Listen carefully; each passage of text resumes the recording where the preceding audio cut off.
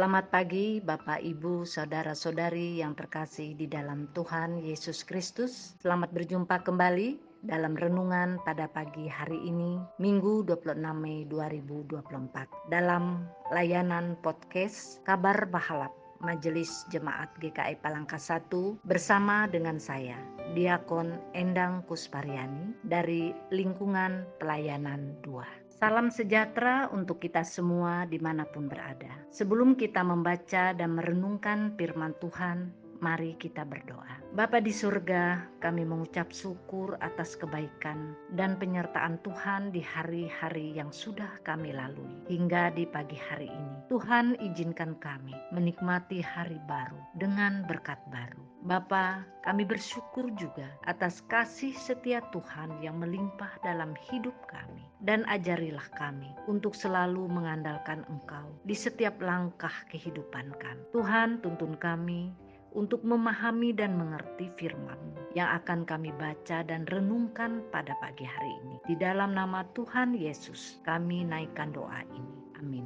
Firman Tuhan yang akan kita baca dan renungkan bersama terambil dari kitab Perjanjian Lama, Yesaya pasal 6, ayat 1 sampai dengan ayat yang ke-8 dengan perikop Yesaya mendapat panggilan Allah. Dalam tahun matinya Raja Uzia, aku melihat Tuhan duduk di atas tahta yang tinggi dan menjulang, dan ujung jubahnya memenuhi bait suci. Para serafim berdiri di sebelah atasnya, masing-masing mempunyai 6 sayap. 2 sayap dipakai untuk menutupi muka mereka, 2 sayap dipakai untuk menutupi kaki mereka, dan 2 sayap dipakai untuk melayang-layang. Dan mereka berseru kepada seorang, katanya, Kudus, kudus, kuduslah Tuhan semesta alam, seluruh bumi penuh kemuliaannya. Maka bergoyanglah alas ambang pintu disebabkan suara orang yang berseru itu, dan rumah itu pun penuhlah dengan asap. Lalu kataku, celakalah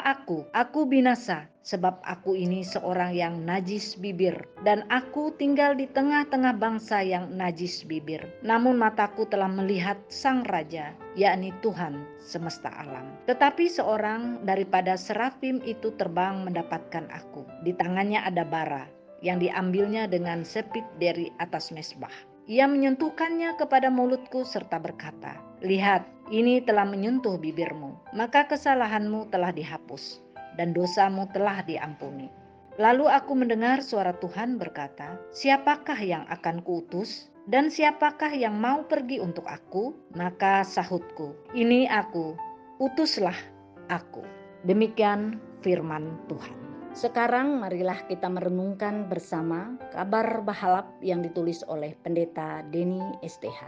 Dalam mitologi Yunani terdapat tokoh bernama Ikarus, anak dari seniman terkenal Daedalus. Mereka terperangkap di sebuah pulau oleh Raja Minos. Untuk melarikan diri, Daedalus membuat sepasang sayap dari bulu-bulu burung dan lilin. Namun Ikarus terpancing oleh kegembiraan terbang dan mengabaikan peringatan Daedalus untuk tidak terbang terlalu dekat dengan matahari. Akibatnya, saat mendekati matahari, lilinnya meleleh, sayapnya rusak, dan Ikarus jatuh ke laut serta tenggelam. Kisah Ikarus adalah peringatan tentang bahaya kesombongan dan penolakan terhadap nasihat bijaksana. Ini mengajarkan pentingnya merendahkan diri dan menerima nasihat dari orang yang lebih bijaksana, seperti yang dilakukan Yesaya di hadapan Tuhan. Kita diperkenalkan dengan seorang raja yang dicintai dan dihormati rakyatnya.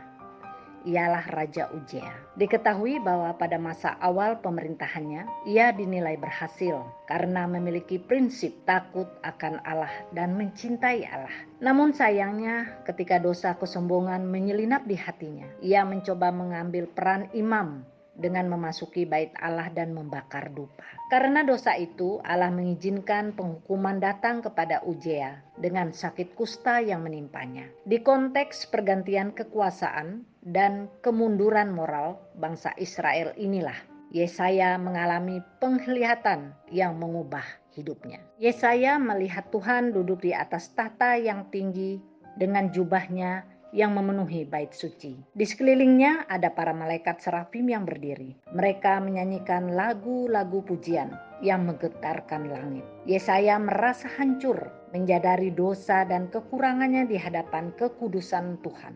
Namun Tuhan tidak meninggalkannya dalam keputusasaan. Dengan tangisan yang tulus, Yesaya diampuni, dosanya dihapuskan, dan ia siap menerima panggilannya. Penglihatan ini mengungkapkan kekudusan Allah yang tak terbatas dan kasih karunia-Nya yang melampaui segala dosa kita. Para serafim yang suci mengingatkan kita akan pentingnya rendah hati di hadapan Tuhan. Karena hanya dalam pengakuan dosa kita dapat menemukan keselamatan dan panggilan yang sejati. Kita semua pun sama seperti Yesaya, dipanggil untuk menghadapi Tuhan dengan rendah hati dan tulus. Ketika kita mengakui dosa-dosa kita, Tuhan dengan cepat mengampuni dan memulihkan kita. Tugas kita adalah menjawab panggilannya dengan keberanian dan kepatuhan, siap melayaninya dalam segala hal. Marilah kita bersama-sama berteriak, "Ini aku Tuhan, utuslah aku." Amin. Mari kita berdoa. Ya Tuhan, sering sekali kesombongan merasuki hati kami di saat keberhasilan dalam hidup yang kami raih. Tolong kami ya Bapa, sebagai jemaat-Mu yang sedang bergumul dalam pertobatan setiap hari, agar ada pengampunan dari Tuhan bagi kami. Kami juga berdoa Tuhan bagi usaha pekabar Injil, pendeta dan pelayan Tuhan, agar senantiasa diberi kekuatan dalam melaksanakan panggilannya. Terima kasih Tuhan, kami naikkan doa ini hanya di dalam nama Yesus Kristus, Tuhan dan Juru Selamat kami yang hidup. Amin. Demikian renungan kita di pagi hari ini. Salam sehat untuk kita semua. Jangan lupa like, komen, dan subscribe kabar Bahalap ini. Serta bagikan kepada semua orang agar melalui layanan ini nama Tuhan dimuliakan. Tabe Tuhan Yesus memberkati kita. Amin.